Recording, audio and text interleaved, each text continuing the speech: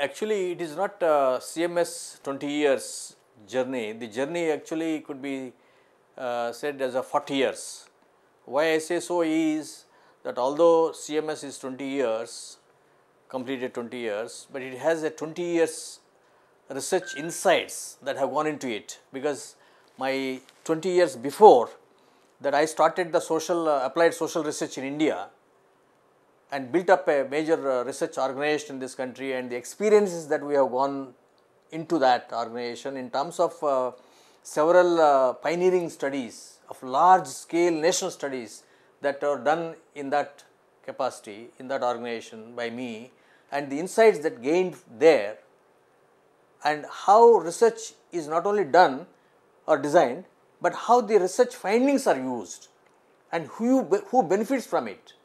In fact, these insights are far more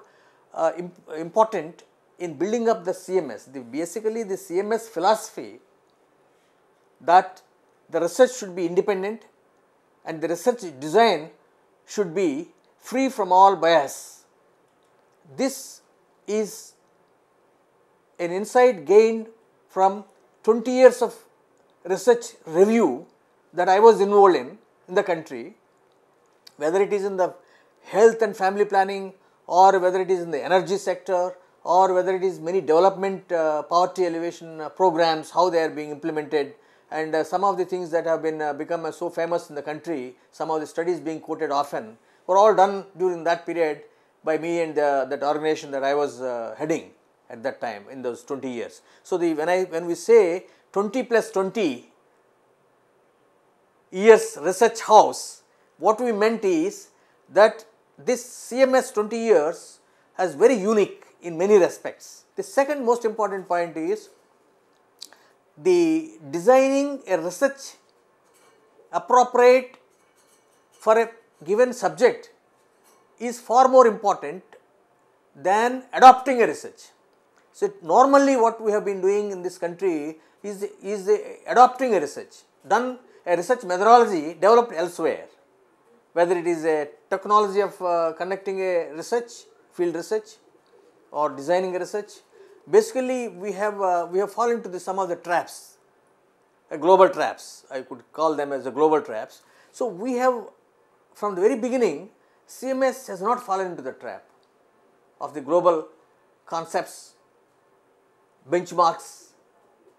or the concepts that are being used in coming to some judgments or in designing a study. How do you measure a change phenomena in the behavior pattern of people, or in the changes that occur in a community or in a societal context, is significant thing that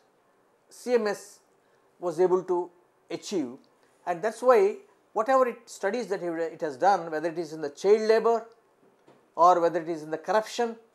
For example, the corruption model internationally, the model that is being used is irrelevant for Indian situation. So, we have devised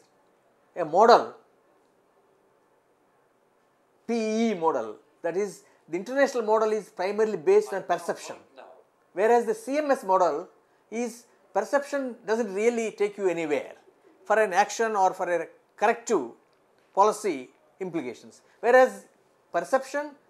plus experience plus estimating, because the country is so big and heterogeneous, so that we need a lot of estimation procedures, methodologies. So, this PE model is that, like this behavioral change model that CMS has come up with in terms of how the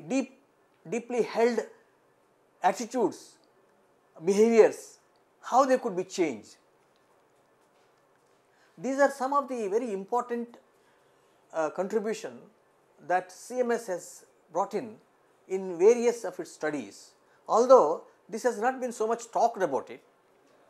for whatever reasons, but I would say this is one of the major contribution of the CMS over these 20 years has been its various methodologies that it has developed in terms of measurements, in terms of field work, in terms of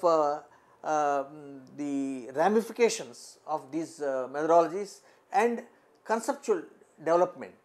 based on this in terms of projecting into the trends where are we heading as a nation, as a people, why we are not able to succeed or get the kind of